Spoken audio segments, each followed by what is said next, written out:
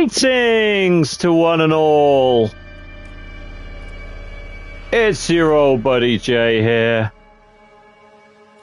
Let's just let's hit that for a minute. It's going to it'll probably restart me at the last checkpoint, right? Yeah, okay. It just takes me back to the ending sequence.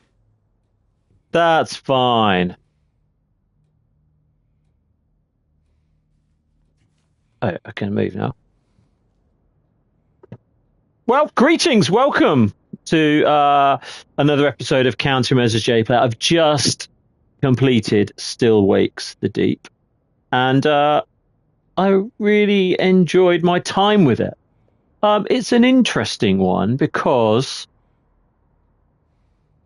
I've been playing games for a long time. I've been alive during the launch of what people call walking simulators. You know, in my lifetime, that is something that has been created as an interactive experience. And they vary from game to game. You know, there are some games where it's just walk through and you're watching what's going on around you. There's other ones where there's a slight bit of interactivity. Like I think Everyone's Gone to the Rapture was one of the first ones I played, where you're wandering around an old English town and you have to find out. You have to kind of pick things up and read books and bits of paper and listen to, I guess, like radio transmissions and whatever to find out what happened to this town. Spoilers, Everyone's Gone to the Rapture. But you find out through the course of your walking around what happens. So as time has gone on, these have got progressively better. The first ones that came out were a little bit like, I'm not so sure I was that interested in just walking around picking up bits of paper and trying to work out what things had happened. After I did it once, I didn't really want to repeat that game loop. They have got progressively better to the point where now I would class this as a walking simulator, really. There is some interactivity that you have to do. There is gameplay elements like grabbing onto things to climb and pushing forward to run, answering the phone. There's some key actions that you have to do in order to progress the story, but it's not overly complicated. You don't have like an inventory of stuff that you're constantly referring back to. Do I have enough bullets for this? And, you know, what's my skill tree? There's absolutely none of that, which in some ways, having spent like a good part of the last decade playing a lot of games where I'm building XP to build my character, the RPG elements are kind of like complex as you like, and collecting outfits, and, you know, in some ways playing a game like this where all of that's just stripped away, you're really here for the story, is quite refreshing. I haven't played one of these for a while, and this was a very good experience. So I've got to go presentation. I think any moment where everything is static, it looks awesome, because like here, look, like the detail of the rug. They've considered like bits like, I think I mentioned at the gameplay when I first started it, like where people walk in and out of the doors. There's like the floor is worn. You know, everything feels lived in. It feels of the time. I think it's like 75, 76. It's meant to be. So like the styling of everything is, you know, it's created by people in their 30s, 40s and 50s, I'm sure, that have a memory of 70s and 80s fashion. So there's a lot of that kind of pumped into this. You're on an oil rig for the story, which is a spooky environment anyway. Anything that's like old rusty ship at sea, old rusty oil rig, immediately for me is like a freaky experience, regardless of all the kind of like organic sci-fi stuff that's going on around this game. That's already an environment where I'm like hypercharged and hyper aware of, you know, of being in this kind of metal box surrounded by nature. And the kind of choppy North Sea of Scotland is an excellent location for setting up an environment which is like isolating and scary in itself. So you've already got that element. Then you've got Scottish people who are lovely, of course, but this particular character has a shady past, and he's gone off to the oil rig with his friend to kind of get away from either getting in trouble or causing any more trouble. So he has a shady past, and he's left his wife, I'm guessing from like the photographs and everything. I'm not sure if he mentions it's his wife, but the photographs say they got married. Fine. And he's got kids as well. So there's a little bit of that kind of, this guy is already dealing with some emotional baggage. So that part of the story is kind of set up relatively early on. I mean, I'm just going to work through the story because it is quite a short story and a simple concept. The oil rig, then you go through your day-to-day motion at the start where you're kind of, you've got a job to do. You kind of interact with a few people, then you get called up to your boss's lair, his office, and he essentially fires you for, not really sure what for misconduct. I don't think it's got anything to do with what you're wanted for on the mainland. I think it's got something to do with the fact that you're either not very good at your job or he doesn't like you. So you get fired. Before you get a chance to leave, you're just about to get on a helicopter. The oil rig, the drilling is happening while you're leaving, and they hit something under the sea.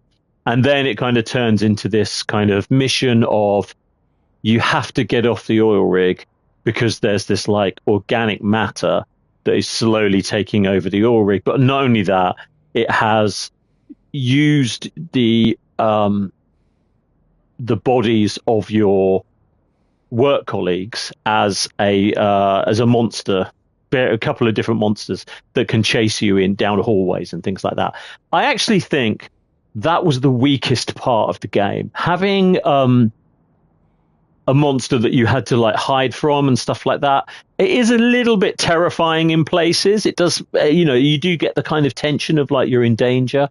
But I would find that the character would go through a sequence where he was hiding from them, and then a pattern started emerging where you would like hide from them for a bit. You would get past that section. Then there'd be a bit where you had to sort of solve a sort of platforming puzzle maybe, or some kind of find a key for this thing to open to turn a switch on. You had that. And then you'd have another hidey level. Then you'd have one where you had to get on a platform and climb up. So it was kind of structured in a way where it wasn't random. It felt a little bit like I knew when I'd done a couple of those sorts of things already, where I'd solved a puzzle, I'd climbed up a platform thing. I knew the next section was going to be another hidey section. It became very apparent after the second time of that happening that a pattern was emerging, and it maybe happens like 3 or 4 times in a row. So I started expecting it, which I always think with these games is a mistake because they're short. Just keep it random, and also, personally, I don't even know if you needed those monsters in here. Yes, it was creepy and everything, but the fact that there's this weird organic stuff growing through everything, and you turn corners and things can sort of grab onto you. I don't know if you needed like something else wandering around. The thing makes enough noise as it is that it could be a monster doing something, or a creepy thing. And I think the fact they were monsters built up of your friends and whatever was also, it was quite shocking in a body horror way, but in some ways it released the tension because it was like, oh, there's the bad thing I have to avoid. Whereas when they weren't around, everything else is kind of, there's all this organic matter everywhere. You're not quite sure what's hurting you and what's not, and you get close to something and the screen starts to go blurry. I like that mechanic to let you know that you're kind of, if you stay in the area for too long, it's going to start affecting you. I think in some ways that was more effective as a kind of stopping you from going in certain areas, and also things to be wary of. After a while, I started just ignoring that stuff because it wasn't a threat anymore, because I was more concerned about the fact that the next room I'm going into is going to have a big monster wandering around. I've just got to dodge it.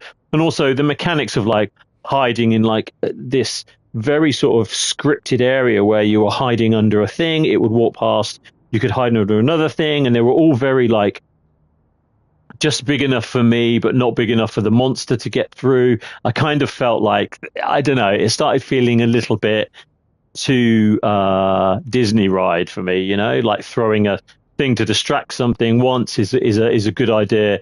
But I found myself doing that like 20 times throughout this whole thing. So it just took away any chance of me getting caught, because I knew that whatever happened, I could just throw a can or a cup in that direction and then just get out, no problem. And, and also there were sequences towards the end of those combat sort of arenas where it would say, "Oh, you've got to run quickly." Now you can only run so fast. You push forward and click down on the left button, and you only run as fast as you can run. So even though the doorway was miles away, I knew that however close the guy was behind me, he wasn't going to catch me because I'm top speeding it to that doorway. So there was no tension in me trying to get there. I was just like, I just knew it was going to happen. If I'd have stopped, it probably would have failed, and I would have reset that section or that particular sequence. But just pushing forward and clicking, I didn't really feel any threat of that. It didn't really have the impact that it should have. So yeah, I reckon just scrap that. Like I said, I started talking about how good it looked. It does look really good. As soon as you start moving, there's a shed load of motion blur on everything, which just immediately made me feel sick. I tried turning that off, and it made me feel much worse because it's like super crisp and whatever. So it needs some motion blur.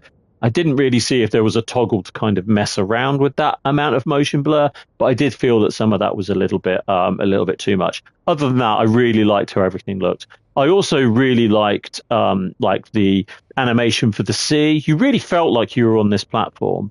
I liked the fact that like this weird organic material stuff was messing with my head, so it was trying to make me remember things that remember sequences in my life that maybe were a problem for me, and like with problems with my wife and kids, and then a problem with like having being trouble on the mainland and being wanted. That kind of like, it's not just messing with me physically, this organic stuff, it's actually messing with my mind as well, and I like that.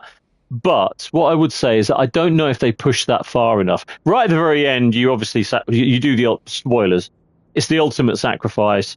You blow up the oil rig, and then it goes to this sequence where you're in a dreamlike state, and then it just kind of leaves you out to sea.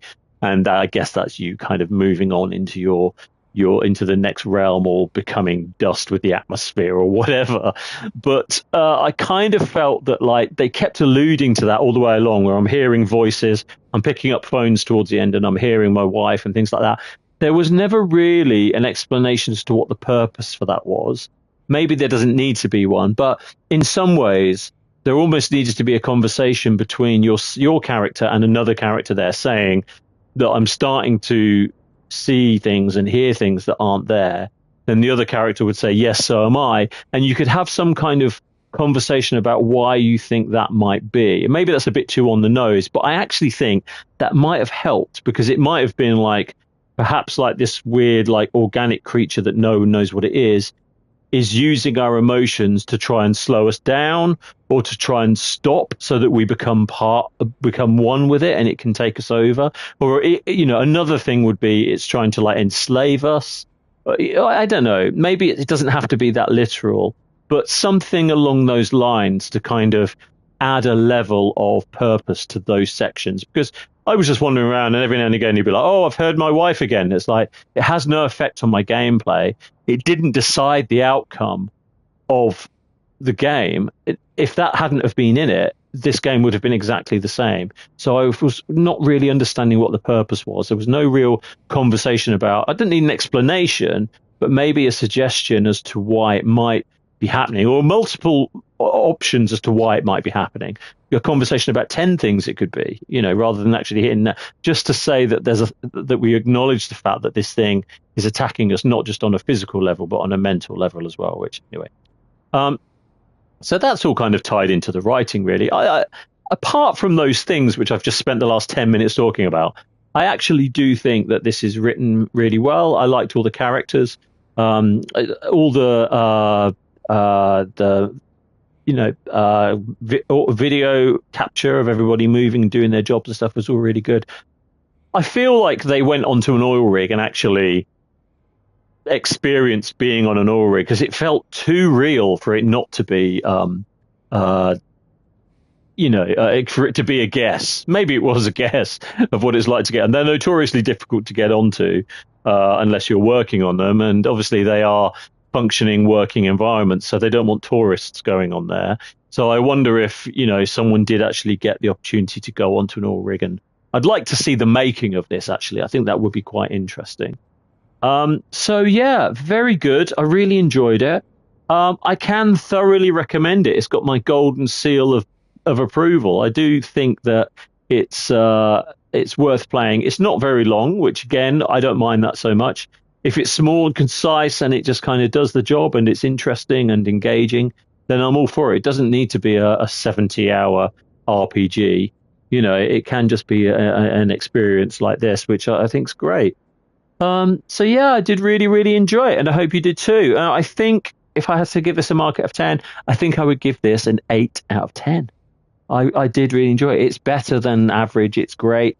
It's not mind blowing by any means. I wonder if there might be a sequel. I wonder, you know, there is space to do it. Maybe the monster, the beastie, didn't die or whatever.